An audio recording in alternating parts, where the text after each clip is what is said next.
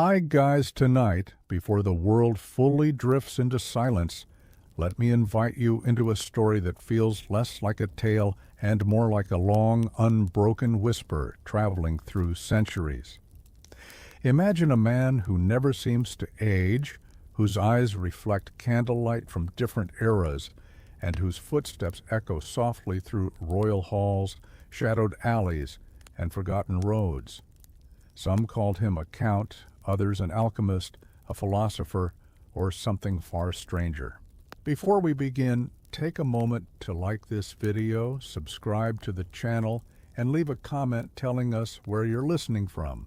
Perhaps late evening in the US, early morning in Europe, or a quiet midnight hour somewhere else in the world. Settle back, let the day loosen its grip, slow your breathing, and allow the noise of waking life to fade. When you're ready, we'll step gently into the unfolding journey of a man who may have walked forever. A face that time could not mark the first recorded whispers of Count Saint-Germain, drifted through Europe like the faint scent of incense, noticed, remembered, but never fully understood. In candlelit salons of the 18th century, where silk curtains stirred softly with every passing breath of air, guests began to speak of a man who appeared unannounced and yet felt oddly familiar, as though he had always been there. His posture was calm, unhurried, and his presence carried a quiet gravity that drew attention without demanding it. Those who met him often struggled to recall his exact age. His face was smooth but not youthful, composed but not weary. There were no deep lines carved by hardship, no softness of innocence either, only a stillness, as if time had brushed past him without leaving its usual marks. When he spoke, his voice flowed gently, rich with patience, and listeners found themselves leaning in, not out of curiosity alone, but comfort. He dressed elegantly, though never extravagantly. Dark coats, simple jewels, and fabrics that seemed timeless rather than fashionable. When light touched him, whether from a hearth fire or a chandelier, it lingered strangely, as though reluctant to move on. Some claimed his eyes reflected scenes not present in the room, distant landscapes or memories stretching far beyond a single lifetime. In these early encounters, Saint-Germain rarely spoke of himself. Instead, he listened. He absorbed stories of loss, ambition, love, and fear, responding with soft insights that felt ancient, yet reassuring. People felt seen in his presence, their worries easing just a little, as if sitting beside someone who had already survived everything they feared. Yet beneath the calm surface, questions quietly stirred. How did he know so many languages with such ease? Why did he reference historical events not as lessons learned, but as moments personally remembered? And why did those who met him years apart swear, sometimes in hushed disbelief, that he had not aged a single day? These questions did not arrive with dread, but with wonder, in a world shaped by wars, illness, and fragile lives, the idea of someone untouched by time felt like a gentle rebellion against despair. Whether he was a miracle, a myth, or simply a man with secrets, Count Saint-Germain had begun his slow, unending walk into legend. As years unfolded like slow-turning pages, Count Saint-Germain was next spoken of in the grand courts of Europe, where marble floors cooled the feet and whispers traveled faster than footsteps. He appeared not with trumpets or announcements, but as if he had stepped gently out of the air itself. One evening he was absent. The next he was seated among nobles, speaking softly with kings, queens, and advisors who treated him as an equal, sometimes even as a confidant. At the court of Louis XV, candles burned low while courtiers leaned closer. to hear him speak. Saint-Germain's manner was calm, unthreatening, yet unmistakably assured. He never rushed his words. He paused often, allowing silence to settle like a blanket over the room, and in that silence, people found themselves listening more deeply than they intended. He spoke of diplomacy, of unseen consequences, of patience as a kind of strength. Some believed he offered advice meant not only for rulers, but for the slow healing of a restless world. Strangely, he seemed uninterested in power. Titles did not impress him, and wealth appeared to hold little meaning. He accepted hospitality, but rarely gifts, and when pressed about his origins, he would smile gently and redirect the conversation, as though protecting both himself and his listeners from knowledge that might weigh too heavily. Then, just as quietly as he arrived, he would disappear. No farewells, no explanations. Servants would speak of empty rooms, untouched beds, and windows left slightly open, curtains stirring in the night air. Weeks or months later, rumors would surface of him being seen elsewhere. Vienna, Venice, The Hague, always unchanged, always calm, always stepping into history and slipping away again. Some courtiers felt uneasy, sensing something ungraspable beneath his polite exterior. Others felt comforted, even hopeful, believing he carried wisdom meant to outlast the fragile reigns of kings. In a time of shifting alliances and looming revolutions, Saint-Germain moved like a steady current beneath the surface, unseen yet influential.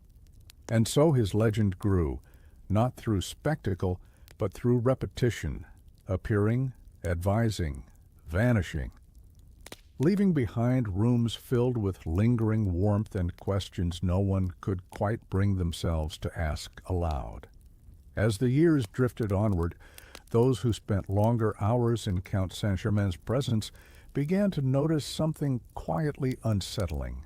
He spoke of the past not as a scholar, but as a witness.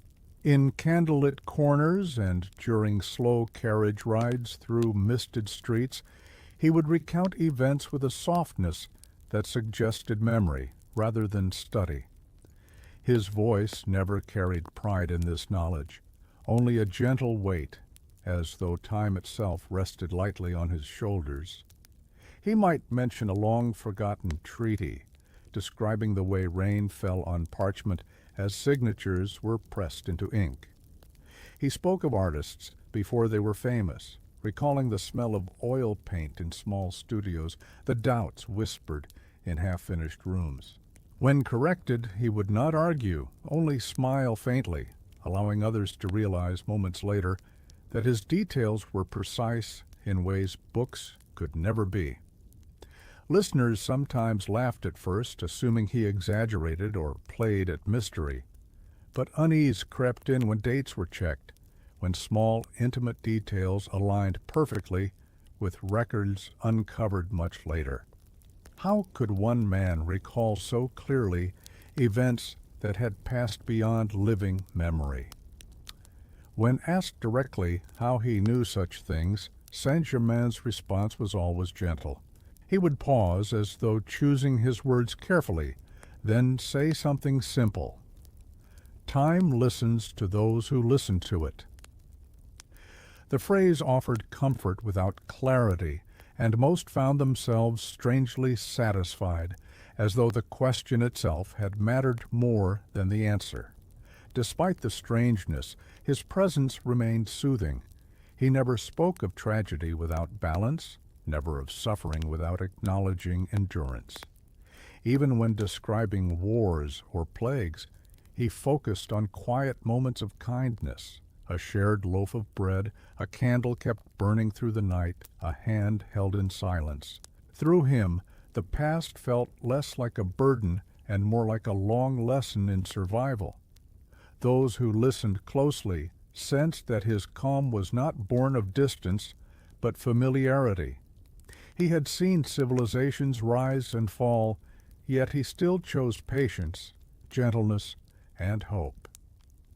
And in that choice many found a strange reassurance. If someone could witness so much and still speak softly, perhaps the future was not something to fear. Beyond the courts and whispered memories, another side of Count Saint-Germain slowly emerged, one spoken of in hushed tones, usually late at night, when fires burned low and curiosity grew bold. Some claimed he practiced alchemy, not in the dramatic fashion of legend, but with a calm, almost meditative patience. His rooms, when he allowed visitors, were said to be orderly and serene, filled with glass vessels, handwritten notes, and the faint, clean scent of herbs and minerals. He never hurried his work. Observers described him standing for long periods, watching a substance change color or temperature, as if listening rather than controlling. There was no sense of desperation in his experiments, no frantic pursuit of gold or power. Instead, his movements suggested contemplation, an effort to understand transformation itself rather than exploit it. Stories circulated of him producing pigments of extraordinary brilliance, colors that seemed deeper than nature usually allowed. Painters who received these pigments claimed they never faded, even decades later. When asked how he achieved such results, Saint-Germain would simply say that all things wished to become something else, if given time and respect. Rumors grew more daring. Some whispered that he could purify flawed gems, turning cloudy stones clear. Others spoke of potions that eased pain, soothed illness, or calmed restless minds. Yet he never sold these creations, never sought recognition. If he shared anything at all, it was given quietly, often to those who needed it most, without ceremony or expectation. Despite the mystical rumors, his demeanor remained grounded and peaceful. He laughed softly at exaggerated tales and redirected praise toward nature, patience, and careful attention. To him, alchemy seemed less about defying death and more about understanding change, how decay led to renewal, how suffering softened into wisdom, how time reshaped all things without cruelty. In this quiet practice, some believed, lay the true key to his longevity. Not immortality as conquest, but as acceptance. A life extended not by force, but by harmony with the slow rhythms of the world. As decades passed and generations shifted, Count Saint-Germain should have faded into footnotes and forgotten conversations. Instead, his name resurfaced again and again, carried by travelers, diplomats, and ordinary people who swore they had seen him with their own eyes. These sightings did not announce themselves with drama. They arrived quietly, like a familiar melody heard in a distant place. One report placed him in a modest inn along a trade road, sitting near a window, as evening light stretched across the floor. The traveler who spoke with him later said the man's face was identical to a portrait, painted nearly a century earlier. His voice, his calm gaze, even the gentle manner of folding his hands, unchanged. When asked his name, he smiled, offered polite conversation, and departed before dawn. Another sighting came from a bustling city where crowds flowed like water through narrow streets. A jeweler claimed a refined gentleman had entered his shop, discussing gemstones with knowledge far beyond any merchant he had known. The man spoke of mines long exhausted, of stones before they were cut, as though he had watched them emerge from the earth. When the jeweler later found an old record describing the Count, his hands trembled at the resemblance. What made these accounts unsettling was not fear, but consistency. Time moved forward relentlessly for everyone else, Yet Saint-Germain appeared untouched. He never seemed surprised by the modern world, nor overwhelmed by its changes. He adapted smoothly, learning new customs as easily as breathing, while carrying with him an air of gentle continuity. Skeptics dismissed the stories as coincidence or imitation, but those who had met him felt something deeper, a sense of recognition that lingered long after the encounter ended.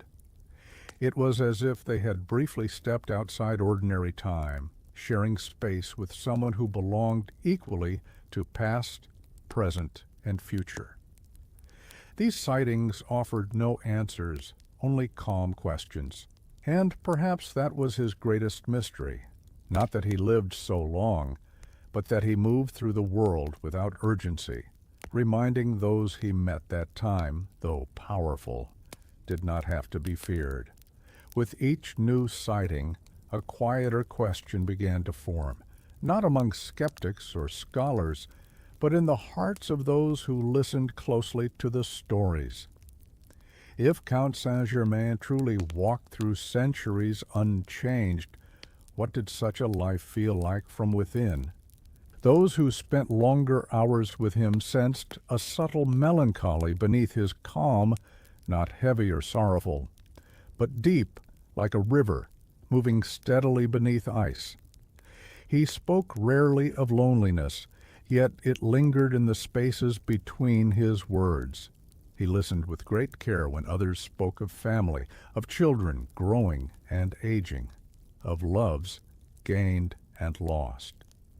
His responses were always gentle, compassionate, and precise, as though he understood these feelings more intimately than he ever admitted.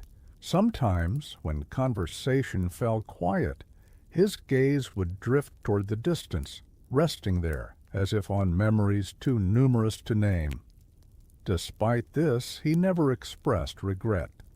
There was no bitterness in him, no resentment toward time or fate. Instead, he carried a profound patience, an acceptance shaped by long observation. He understood that attachment, while beautiful, was also temporary, and rather than resisting this truth, he honored it by being fully present in each fleeting connection. Those closest to him noticed how he marked time differently.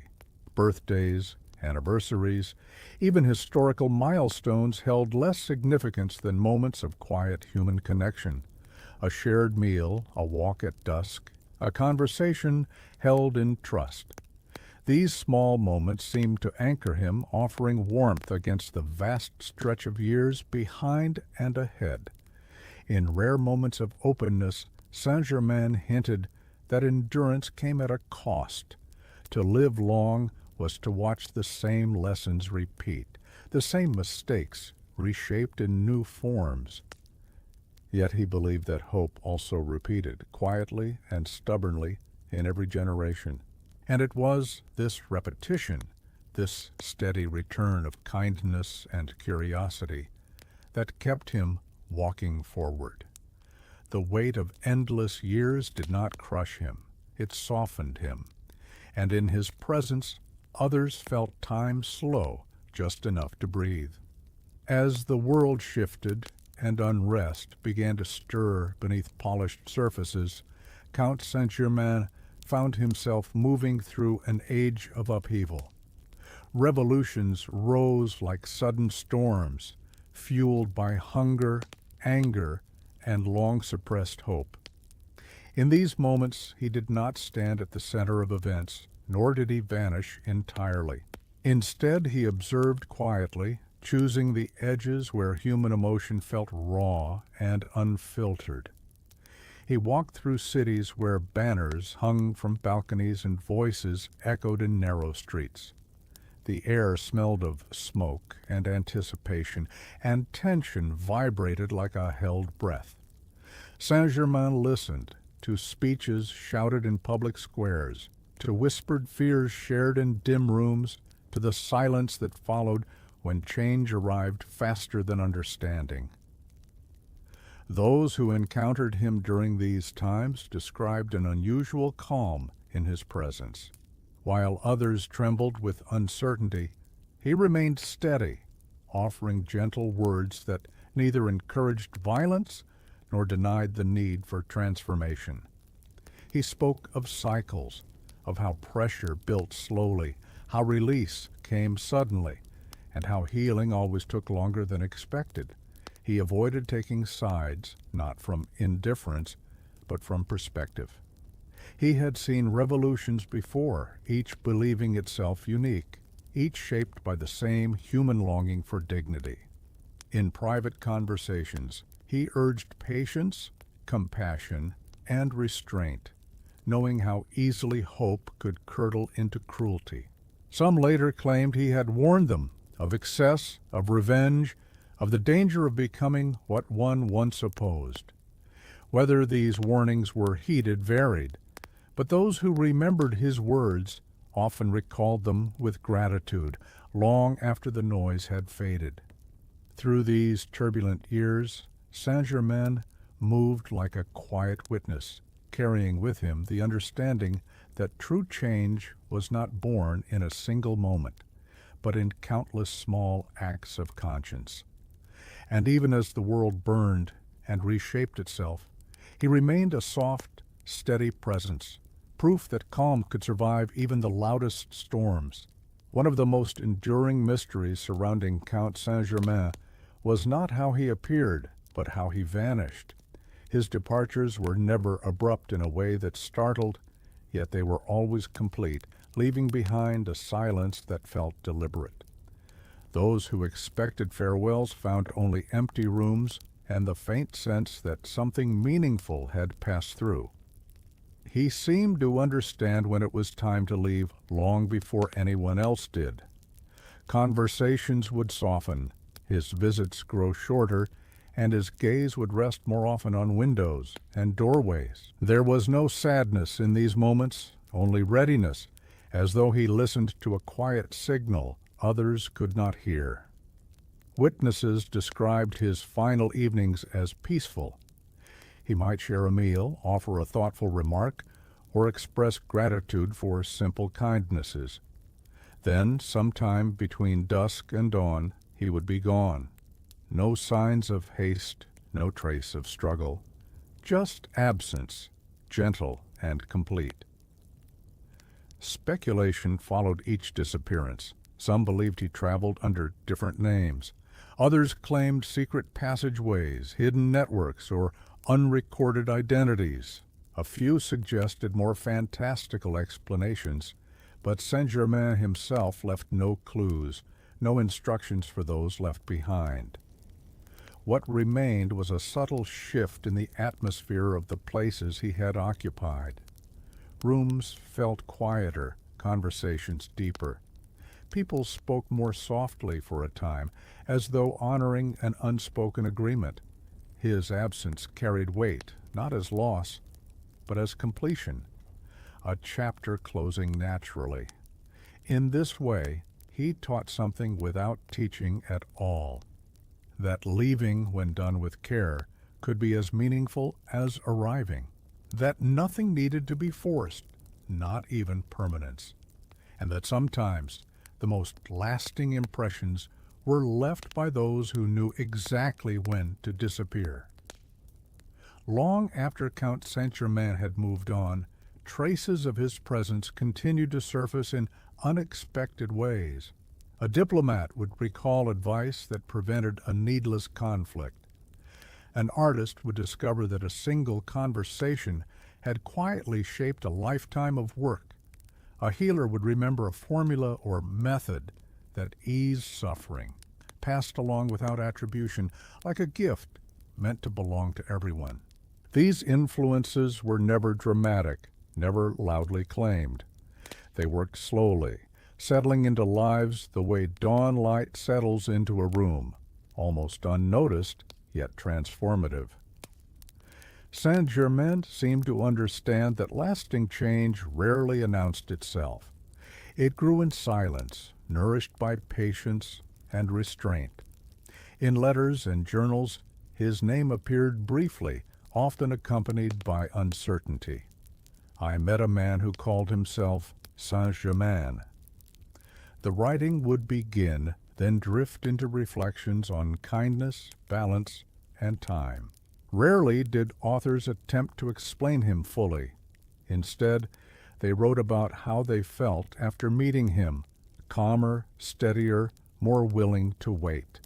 Some believed his greatest influence lay in what he did not do. He did not demand loyalty. He did not insist on belief. He did not seek followers. He left people with their own thoughts, trusting them to choose wisely without guidance.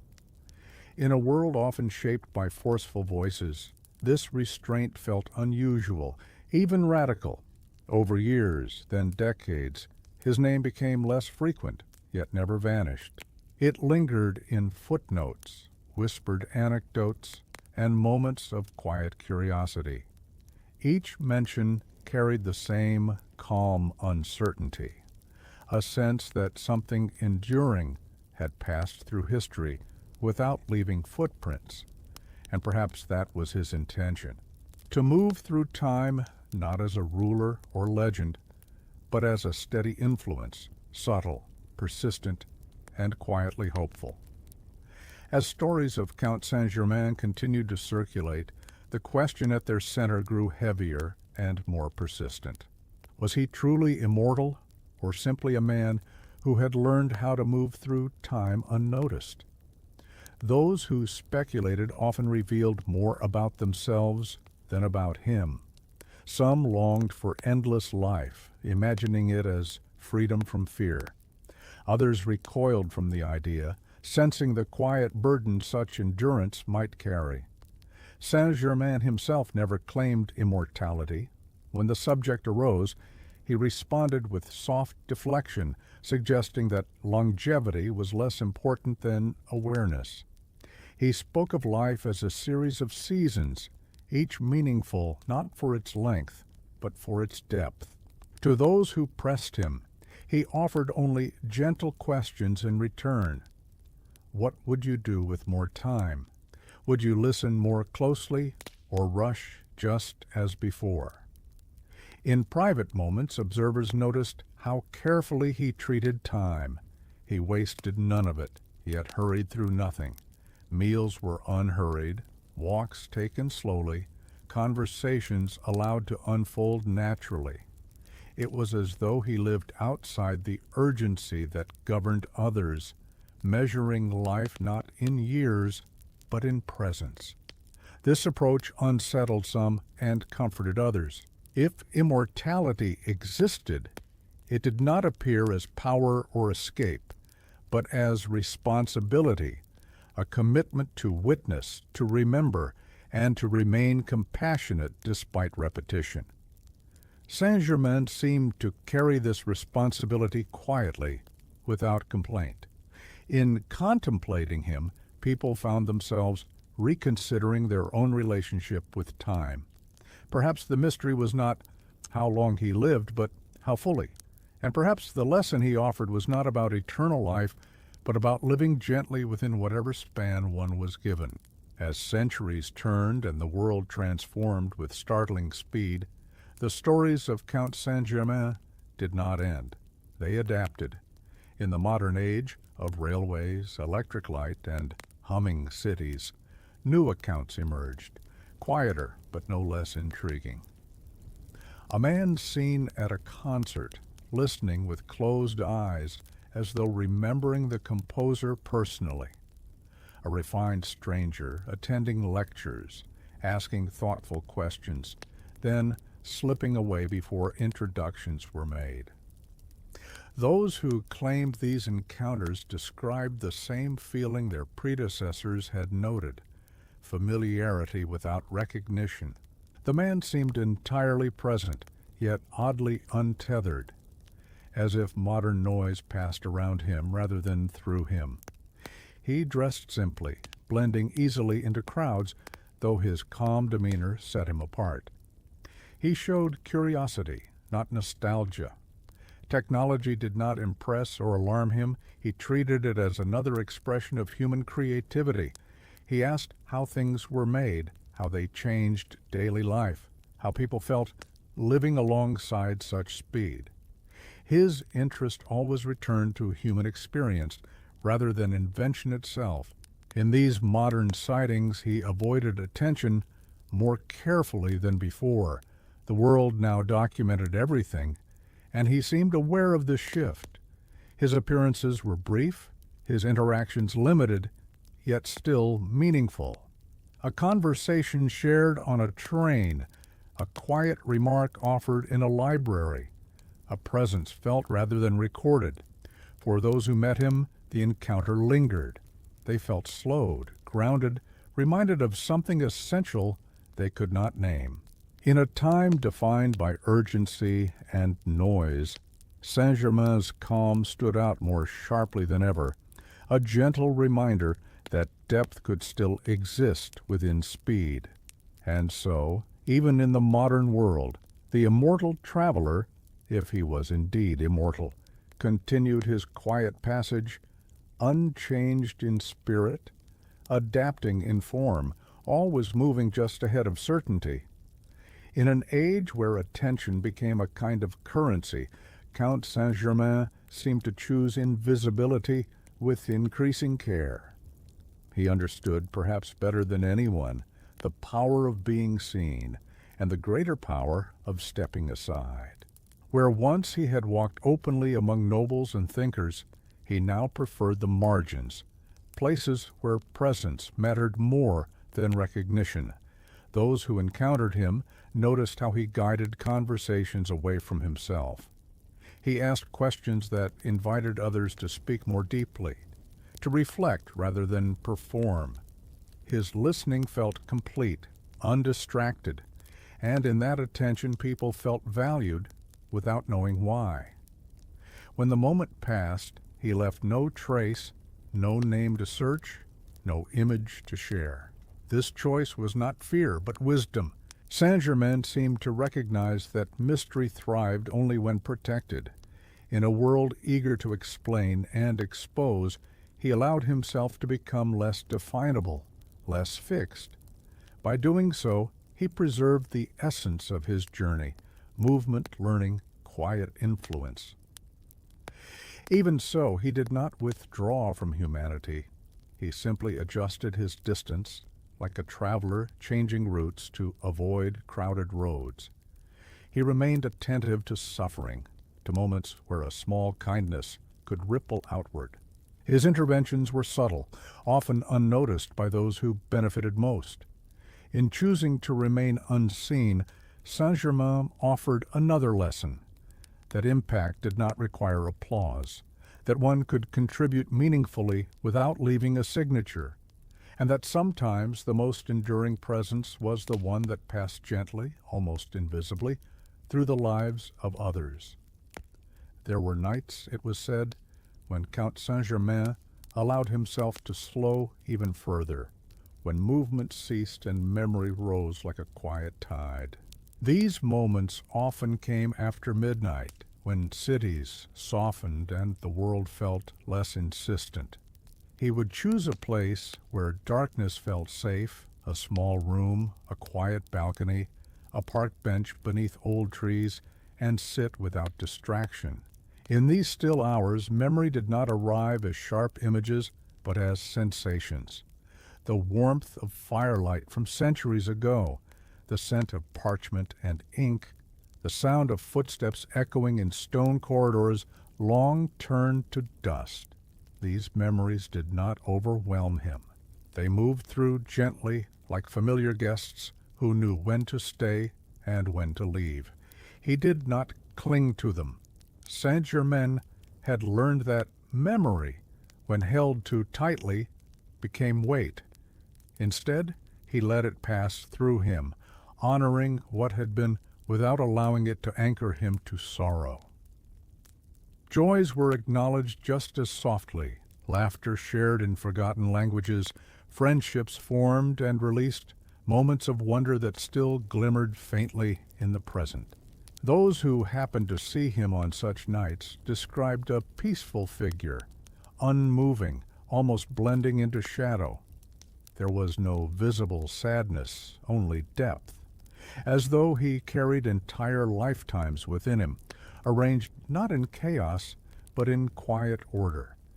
By morning he would rise, lighter somehow, and continue on. These nights of memory were not indulgence, but maintenance, a way of remaining whole while moving endlessly forward. And perhaps it was in these silent hours that he found balance, allowing the past to exist without letting it claim the present. Not everyone who encountered Count Saint-Germain was content to let him pass quietly through their lives. Some, stirred by curiosity or longing, attempted to follow him, to uncover his path, his methods, his secret. These pursuits rarely began with obsession, but with admiration. He seemed to embody something many sought: calm amid chaos, depth amid noise, continuity in a fragile world. Those who followed him found the task unexpectedly difficult.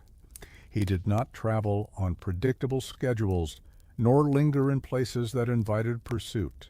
He chose routes that seemed guided more by intuition than intention, appearing in one city only to surface much later in another, without clear connection. Even when footsteps were traced carefully, they ended without explanation.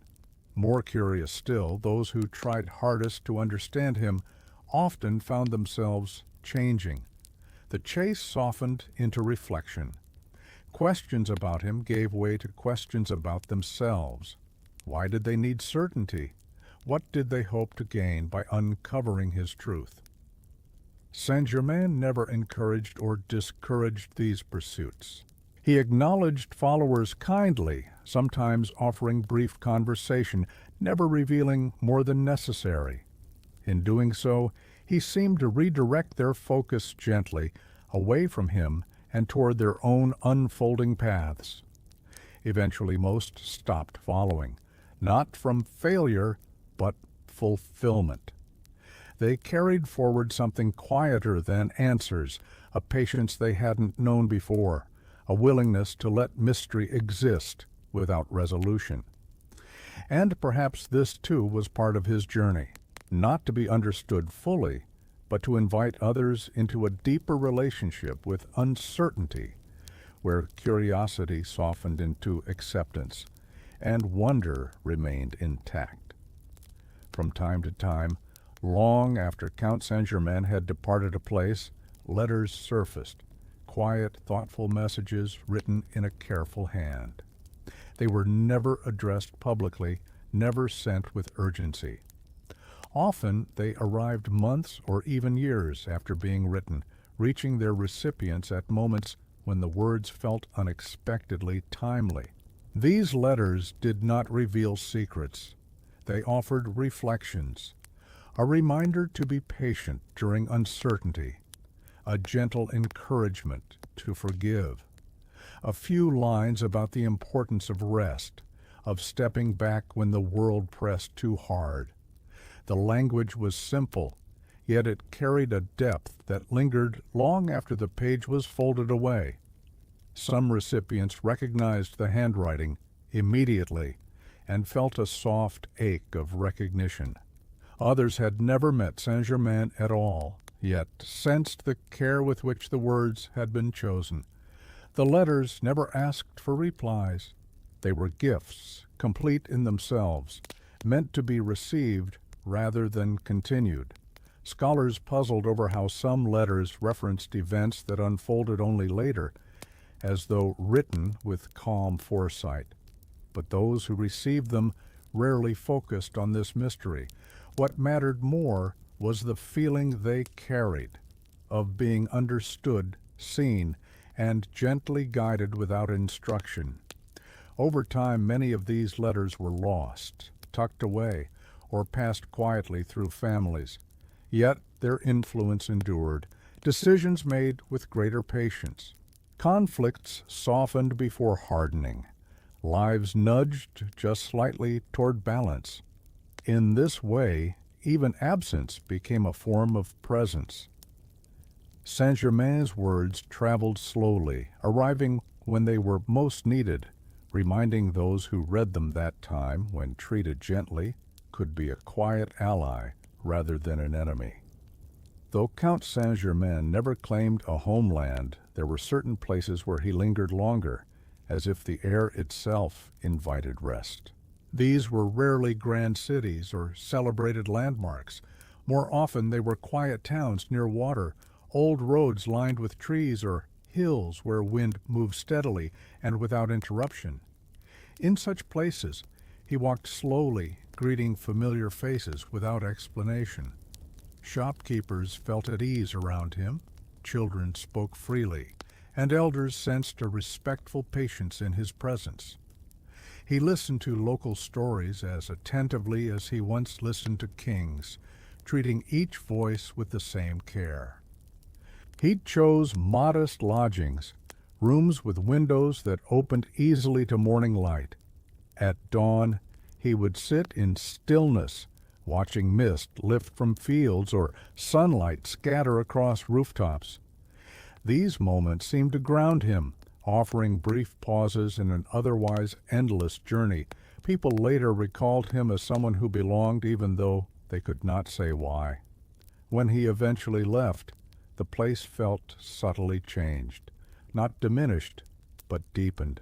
Conversations grew kinder for a time. Evenings felt quieter, as though his presence had reminded the land itself how to rest. Perhaps these places felt like home, not because he stayed, but because he allowed himself to arrive fully. And in doing so, he showed that home was not a destination, but a way of being present, wherever one stood. As time moved forward and stories multiplied, something subtle began to change. The world, busier than ever, started to forget how to hold mysteries gently. Names that once passed from mouth to mouth began to fade, replaced by faster stories, louder truths. Even Count Saint-Germain, once whispered about in salons and letters, slowly slipped toward the edges of collective memory. This forgetting did not trouble him. In fact, it seemed almost expected. He understood that memory, like everything else, moved in cycles, remembering, forgetting, and remembering again in new forms. When fewer people recognized his name, he found more freedom to walk unnoticed, to observe without interruption. In libraries, his mentions were reduced to brief entries, cautious phrases, unanswered questions. A man of uncertain origin, possibly a myth. Dates unknown. These fragments amused him gently, not because they were wrong, but because they were incomplete in ways that felt natural. No single record could ever contain a life stretched across centuries. Those rare individuals who still recognized him felt a quiet thrill, quickly softened by his calm demeanor. He discouraged reverence, reminding them, often without words, that the value of a story lay not in belief, but in what it invited one to reflect upon. As the world forgot, Saint-Germain blended further into the flow of ordinary life. He stood in lines, shared public spaces, listened to conversations shaped by modern worries. And in this forgetting, something gentle occurred. He became less a figure of legend and more a quiet companion to humanity's ongoing journey. To be forgotten, he seemed to believe, was not loss, but rest. There were moments when Count Saint-Germain appeared not in waking life, but at its threshold, those fragile minutes just before sleep, when the mind softened and certainty loosened its grip. Some claimed to meet him in dreams so vivid they felt shared, not imagined. Others spoke of waking suddenly with the sense that someone had just been there, leaving behind calm rather than fear. In these encounters he spoke even less, Often he simply sat nearby, a steady presence as thoughts drifted and worries quieted. His face was gentle, familiar without being fully known. The air felt warmer, slower, as though time itself had paused to breathe. Those who experienced this did not wake with confusion. Instead, they carried a lingering sense of reassurance. Problems that had felt heavy the night before seemed more manageable by morning. Decisions clarified without urgency. It was as if the encounter had gently realigned something inside. Whether these moments were dreams, memories, or something else entirely remained unclear. Saint-Germain never appeared to confirm or deny them. He existed comfortably in the spaces between explanation, where meaning mattered more than definition. Perhaps these encounters reflected his truest role, not as a figure bound to one era, but as a quiet companion at the edges of consciousness, reminding those who met him that rest, too, was part of the journey. As years continued their gentle turning, the name Count Saint-Germain became less a topic of discussion and more a faint echo. It appeared occasionally in obscure books, late-night documentaries, or quiet conversations among those drawn to mysteries that resisted closure. For most, it was simply a name, curious, distant, and safely contained within history. Yet the essence of his presence did not fade in the same way. People still encountered moments of unexpected calm, brief meetings with strangers who left them changed without knowing why. Advice received from someone never seen again. A conversation that slowed the world just enough to breathe. Saint-Germain, if he still walked among them, did so without attachment to recognition. He allowed his name to loosen from him, like a garment no longer needed. What mattered was not remembrance, but continuity, the quiet thread of kindness, patience, and curiosity woven through time. In relinquishing his name, he stepped more fully into anonymity. This anonymity did not diminish him. It expanded him, allowing his influence to diffuse gently without edges or boundaries. Perhaps this was his final lesson, that identity, too, could be temporary, that one could release even the most intriguing stories and continue on, lighter, unburdened by the need to be known. By now, Count Saint-Germain had become less a figure moving through places and more a movement itself, a steady, unhurried passage through human experience. He no longer appeared tied to eras, nations, or even names. He was simply a traveler, guided not by maps, but by moments that invited presence. He chose his paths intuitively, a train taken without urgency, a road walked because the air felt right, a conversation joined because silence needed company. There was no destination waiting at the end, no final place to arrive. Each moment was sufficient in itself. In this way, his journey became a mirror. Those who crossed his path sensed something, reflected back at them, their own pace, their own longing for rest, their own quiet resilience. He did not instruct or correct. He simply accompanied briefly, then moved on. The idea of immortality faded further here. What mattered was not how long he lived, but how lightly. He carried no baggage of expectation, no need to justify his existence. He trusted the unfolding of time, step by step. And so the immortal traveler, if that was still the right name, continued without destination, reminding the world through his quiet passage that life did not need an end point to be meaningful. It only needed attention. On rare occasions, Count Saint-Germain allowed the idea of an ending to surface, not as a conclusion, but as a gentle possibility. These moments usually arose in quiet conversation when the world felt distant and the future unhurried. He spoke of endings the way one might speak of sleep after a long day, not with fear, but with calm acceptance. He suggested that nothing truly lasted forever, not even long journeys. That continuation, when extended endlessly, could soften into stillness rather than stop abruptly. His words carried no sorrow, only reassurance. Endings, he believed, were not erasures, but transitions into forms less visible. Those who heard him speak this way sensed something profound beneath the surface. Perhaps even he did not know when or how his journey would change, or perhaps he understood it too well to explain. Either way, he did not cling to permanence. He honored impermanence as a natural companion to meaning. In these conversations, listeners often felt a release of their own fears. If someone who had seen centuries could speak gently of endings, perhaps their own small conclusions were not to be dreaded. Loss softened into continuity. Change became less threatening. Saint-Germain did not frame endings as failure, nor beginnings as triumph.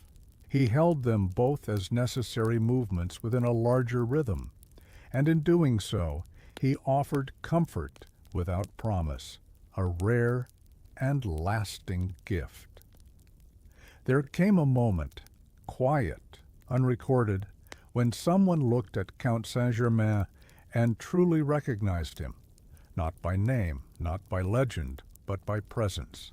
It happened in an ordinary place, the kind people pass through without remembering, a small cafe near a river, late in the evening, when chairs were being stacked, and the air carried the cool promise of night. The person was not a scholar nor a seeker of mysteries, just someone tired from living, carrying questions without words. They sat across from Saint-Germain, unaware at first of anything unusual. Conversation began simply, about the weather, the slow passing of the day, the comfort of warm light against glass. Then, in a pause between sentences, recognition arrived, not as shock, but as stillness. The listener felt it in their chest, a deep sense of knowing. This was someone who had been here before, someone who had listened through centuries, someone who understood without needing explanation. Saint-Germain met their gaze and smiled, not with surprise, but with gratitude. No names were spoken, none were needed. The recognition was mutual and complete, and because of that, it was brief. Moments like this did not linger. They completed themselves. When they parted, there was no exchange of contact, no promise to meet again, yet the person walked away lighter, as though something heavy had been gently set down. They would never tell the story loudly. They might not even tell it at all. It was enough to carry the feeling forward. As for Saint-Germain, he rose, paid quietly, and stepped into the night. And with each such recognition, he seemed to fade a little more, not into nothingness, but into something wider, less defined, and perfectly at peace. After that last true recognition, something within Count Saint-Germain subtly shifted. It was not visible, not dramatic, but it was unmistakable in its gentleness.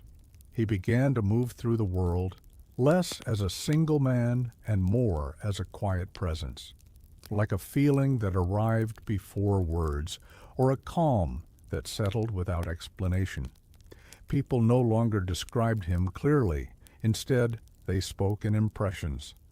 Someone I met once. A stranger who helped me see things differently. A moment that slowed everything down. His form seemed less fixed, his appearances more fluid, as though he had learned how to exist lightly within the spaces between lives. In this state, he no longer needed to walk far. Influence traveled without footsteps, a sentence overheard at the right moment, a thought arriving gently during a pause, a sense of reassurance, when fear threatened to rise.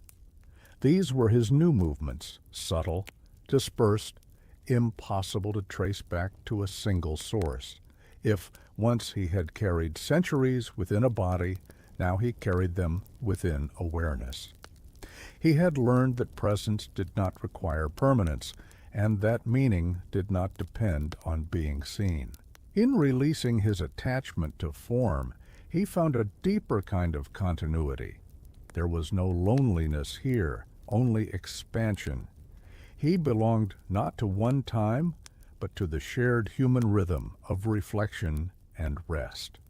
Wherever patience appeared, wherever understanding softened conflict, wherever someone chose stillness over haste, he was there, not as a man, but as an echo of all he had been.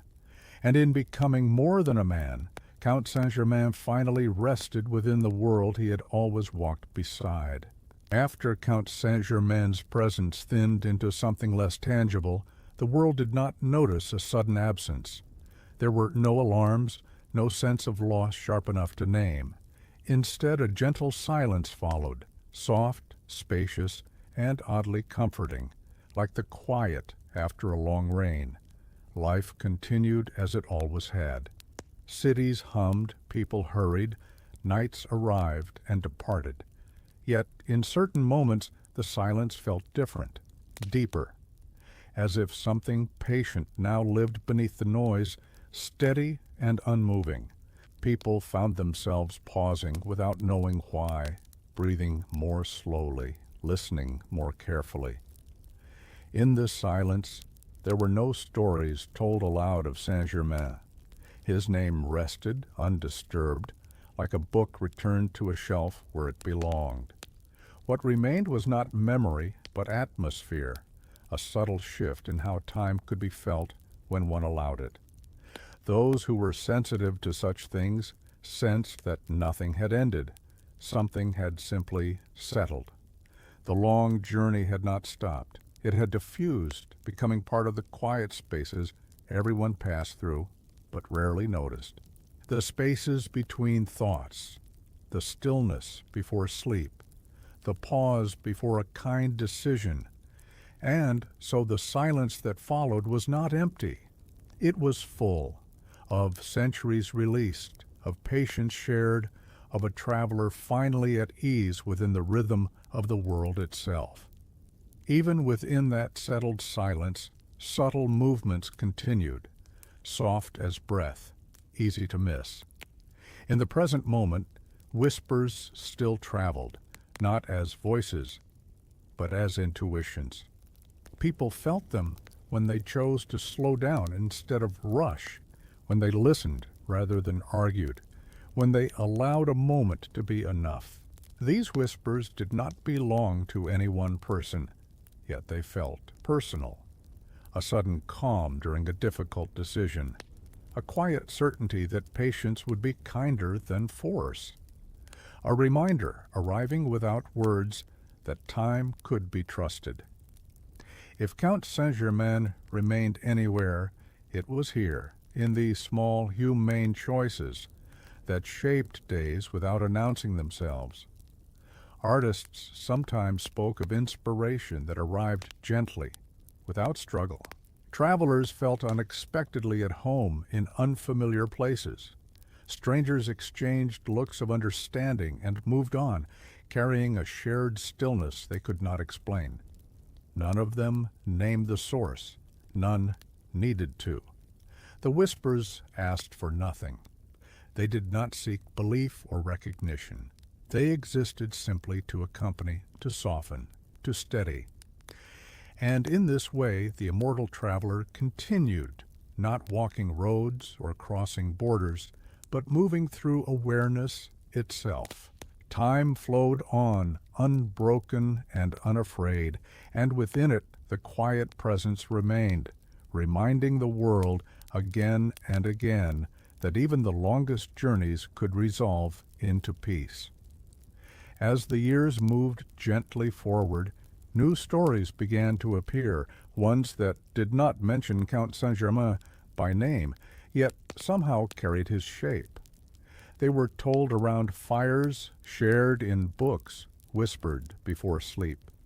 Stories of travelers who arrived without hurry, of strangers whose words arrived exactly when needed, of figures who passed through lives leaving calm rather than disruption.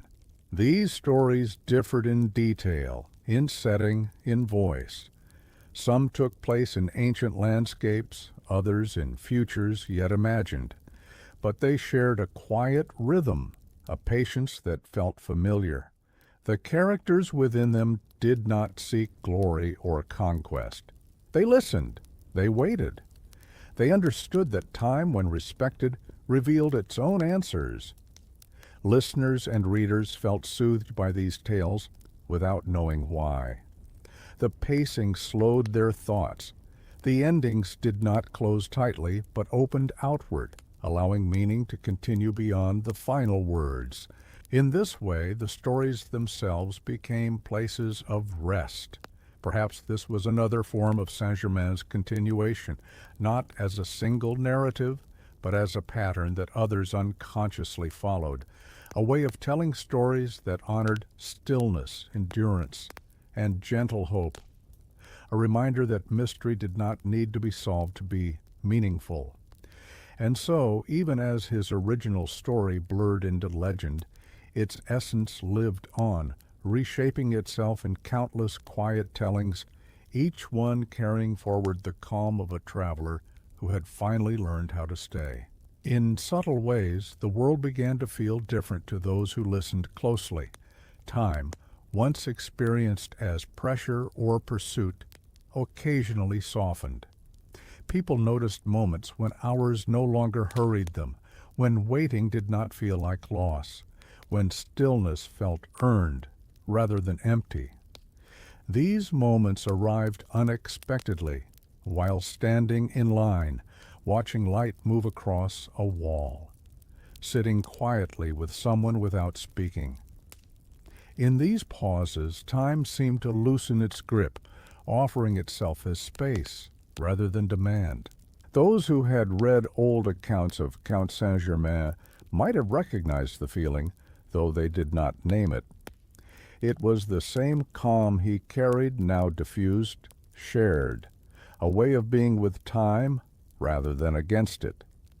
In such moments, people felt less anxious about beginnings and endings. They trusted that movement would return when needed, that rest was not falling behind, that attention, given fully, was never wasted. If the immortal traveler had left anything behind, it was this gentler relationship with time, a quiet inheritance passed unknowingly from one moment to the next.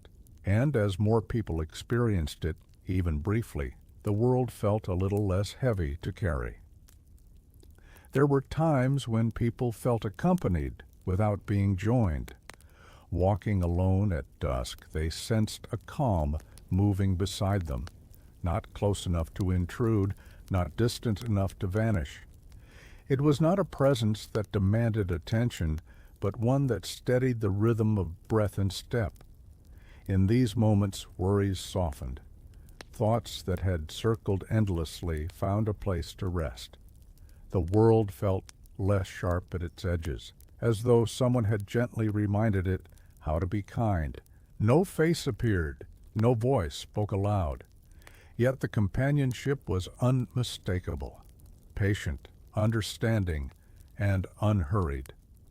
This was how the traveler remained, not as a figure to be followed, but as a quiet companion to ordinary lives, present in the choice to pause rather than react, in the decision to listen fully, in the willingness to let a moment unfold without control.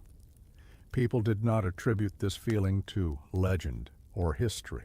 They simply accepted it grateful, without knowing why. And perhaps that was the truest continuation of Count Saint-Germain, not as a story remembered, but as a calm shared. In this companionship there was no guidance offered, only reassurance. Life could be lived slowly. Time could be trusted. One was never as alone as it sometimes seemed. Even as this quiet companionship settled into the fabric of ordinary life, the world itself did not slow. Cities continued to expand, voices grew louder, and days filled quickly with obligations and distractions. Yet beneath all this motion, something subtle endured, a steady undercurrent that reminded those who noticed it that movement did not have to mean urgency.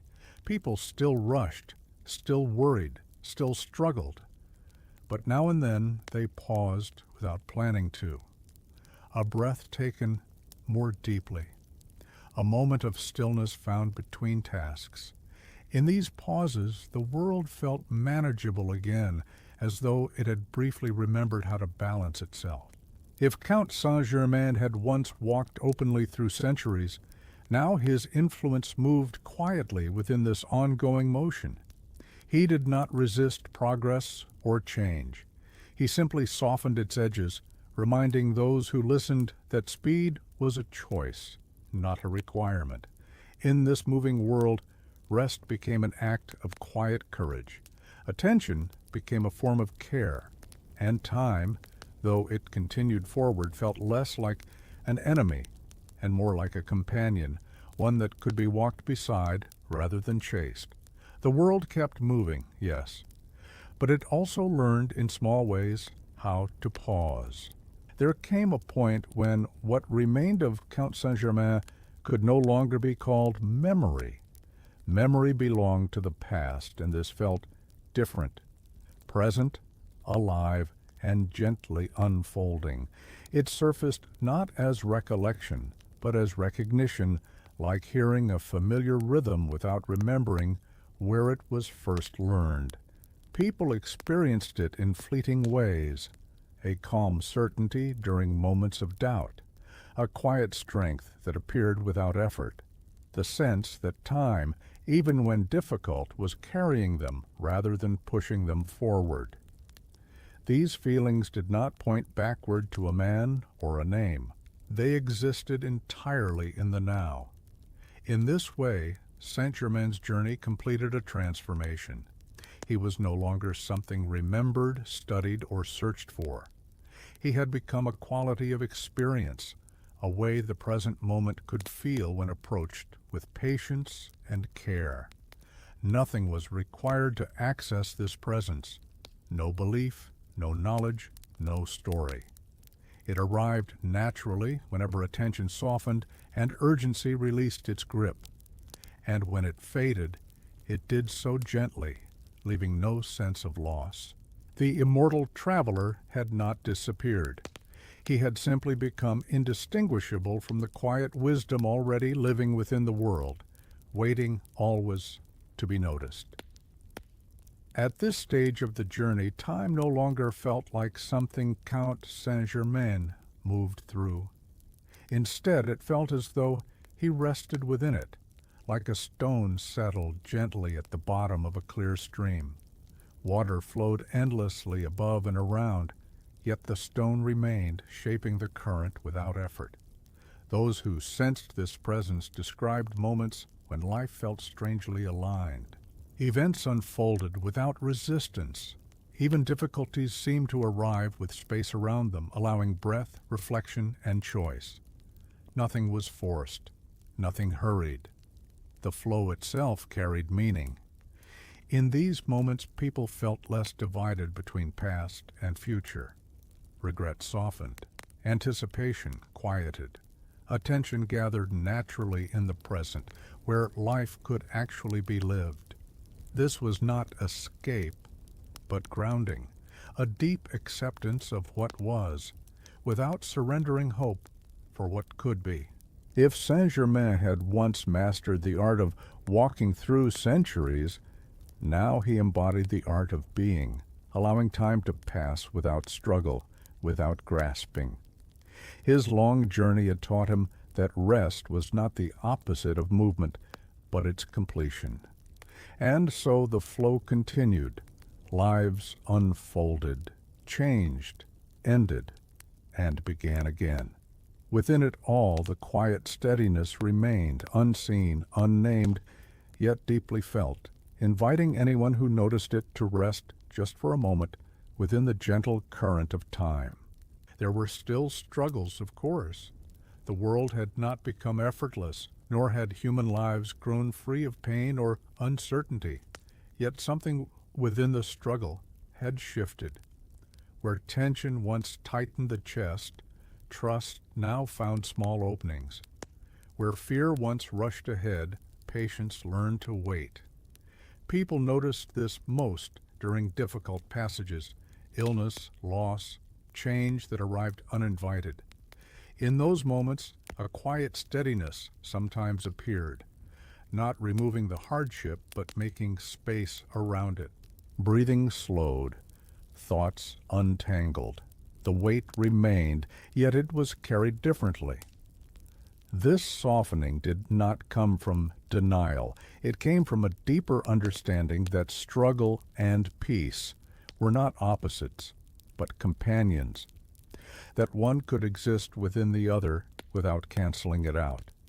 This understanding felt ancient, earned through long observation, as though it had traveled a great distance to arrive here. If Count Saint-Germain's long passage through time had taught anything, it was this, that trust did not mean certainty. It meant allowing life to unfold without constant resistance. It meant meeting hardship with presence rather than panic, hope rather than haste. In this way, struggle softened, not because it vanished, but because it was held within something larger and calmer. And those who felt this shift sensed, perhaps without knowing why, that they were not facing their difficulties alone. What endured most from Count Saint-Germain's long passage was not a doctrine or a mystery to be solved, but a collection of quiet lessons, so subtle they often went unnoticed. These lessons did not announce themselves. They revealed their value only when life slowed enough to hear them. One lesson was patience, not the kind that waits impatiently for an end, but the kind that settles into the present and allows it to unfold. Another was gentleness toward others, toward the world, and toward oneself. Saint-Germain had shown simply by being that force was rarely necessary, and urgency often distracted from understanding. There was also the lesson of impermanence held without fear. He had demonstrated that things could pass away without being lost, that endings could dissolve into continuations too quiet to name. This understanding eased the sharpness of change, turning it into something that could be met with curiosity rather than dread. These lessons lived on not as instructions, but as tendencies, subtle shifts in how people chose to respond. A pause before reacting, a willingness to listen longer, a readiness to rest when rest was needed. Small choices repeated gently, shaping lives over time. And perhaps this was his greatest gift, not answers, but a way of living with questions, a reminder that meaning did not need to be loud or permanent to be real, that even the quietest presence could guide without leading. As these quiet lessons settled into the world, night itself seemed to change for those who noticed. Darkness no longer felt like an ending to be feared, but a companion, soft, spacious, and forgiving. The hours after sunset became a time when the world loosened its grip and the long breath of rest could finally begin. People found comfort in dim rooms, in the steady hum of distant life, in the way shadows moved slowly across walls. Thoughts that felt tangled during the day unraveled more easily at night. Sleep arrived not as collapse, but as a gentle crossing guided by trust rather than exhaustion. If Count Saint-Germain had once walked beneath moonlit skies, he now seemed woven into these hours of quiet, present in the stillness between heartbeats. in the sense that nothing needed to be solved before morning, in the reassurance that rest itself was a form of wisdom. Night became a place where time softened its edges, past and future blurred, leaving only the steady rhythm of breathing and the calm awareness of being alive. In this space, the world felt held rather than watched, and so when night came, those who listened closely felt less alone, as though a long traveler, having finally set down his journey, now kept quiet company with all who entered the dark gently and without fear. In the deep quiet of night, when even thoughts began to slow, there was one thing that always remained: breath. Gentle, steady, unremarkable, and yet carrying everything within it, it rose and fell without effort, marking time in a way no clock ever could. In this rhythm, Count Saint-Germain's long journey seemed to resolve into something beautifully simple. Breath did not rush. It did not cling. It arrived, stayed briefly, and left, over and over, without fear of ending. And in this movement there was wisdom older than centuries. The same wisdom Saint-Germain had lived by, whether walking through palaces or sitting quietly beside a window at dawn. Those who noticed their breath in these moments felt anchored. The mind loosened its hold on questions. The body softened, supported by the quiet certainty that nothing else was required right now. Just this moment, just this inhale, this exhale. If the immortal traveler had finally become anything, it was this: an invitation to return to what was always present, to rest inside the simple truth that life continued gently, without needing to be understood. Breath carried memory. Breath carried time. Breath carried the quiet assurance that even the longest journey could be held within something as small and steady as this. And in breathing, the world rested. As breath continued its quiet rhythm, it felt as though the world itself had learned how to hold itself more gently. Not perfectly, not always, but enough. Enough for rest to find its way in. Enough for tension to soften just slightly around the edges of everyday life. In these moments, there was a sense that nothing was missing. The night did not ask for effort. The silence did not demand explanation. Everything was allowed to be exactly as it was. Even unfinished thoughts were permitted to drift, unresolved, without urgency.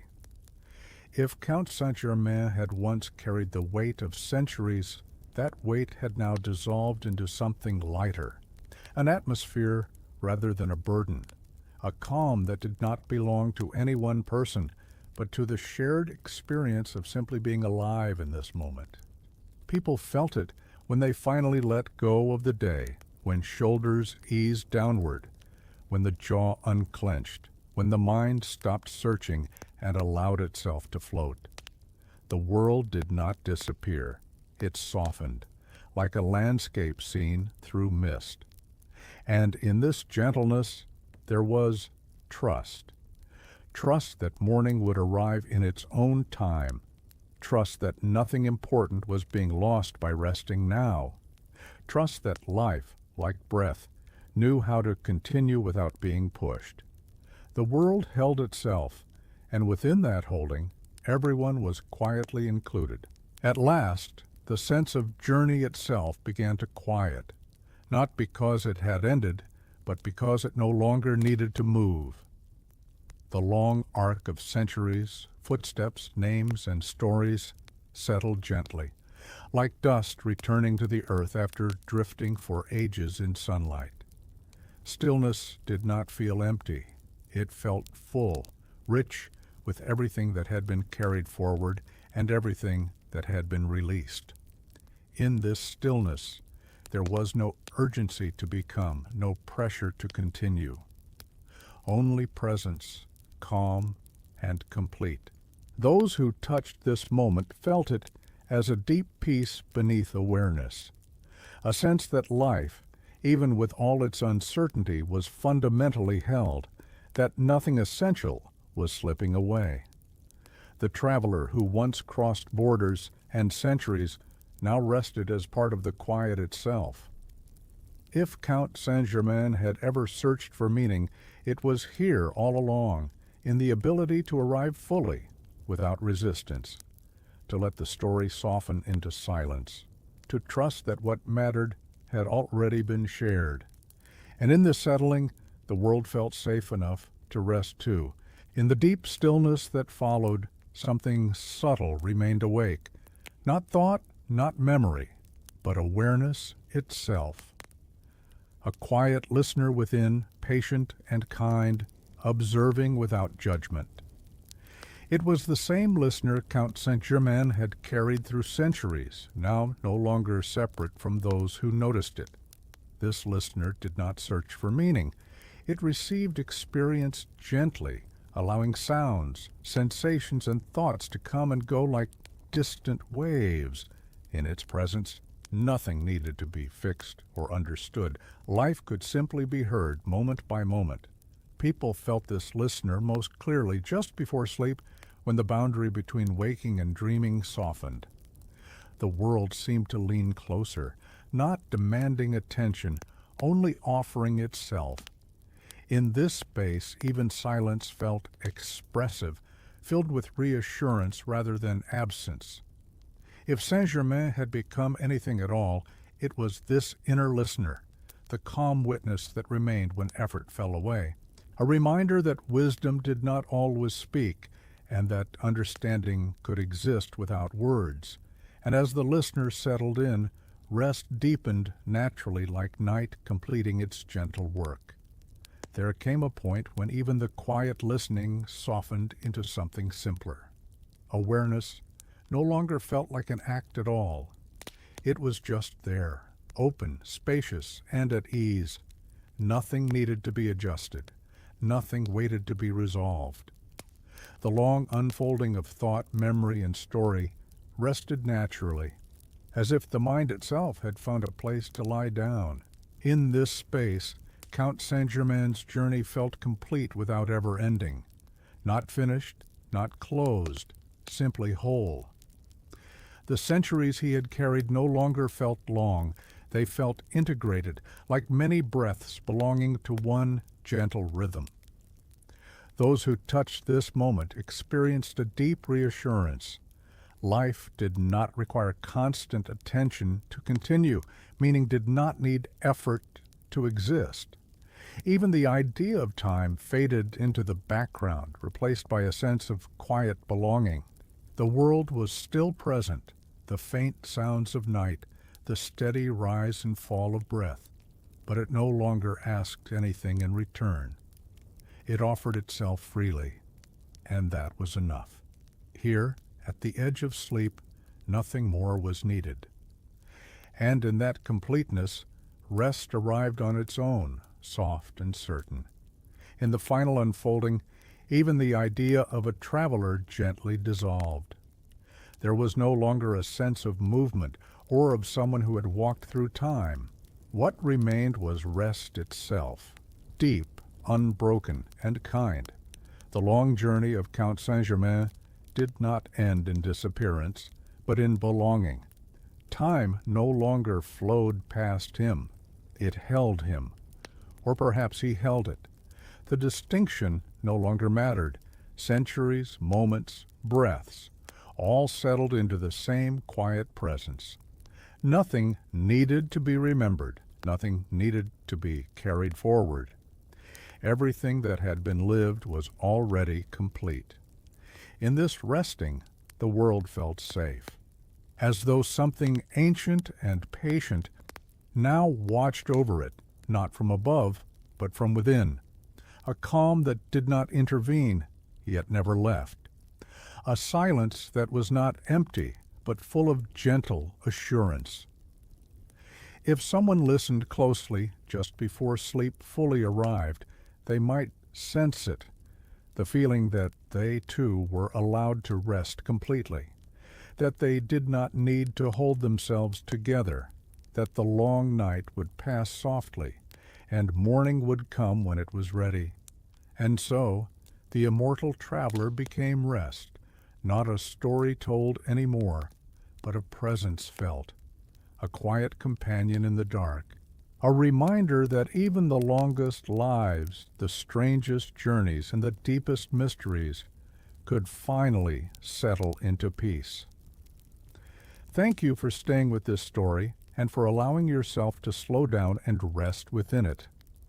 Wherever you are listening, from the U.S., Europe, or somewhere else in the quiet hours of night, I hope this journey has helped ease your thoughts and guide you gently towards sleep. If you enjoyed this story, please remember to like, subscribe, and leave a comment. Your presence here means more than you know. Now let the night hold you softly, breathe slowly, and drift into rest.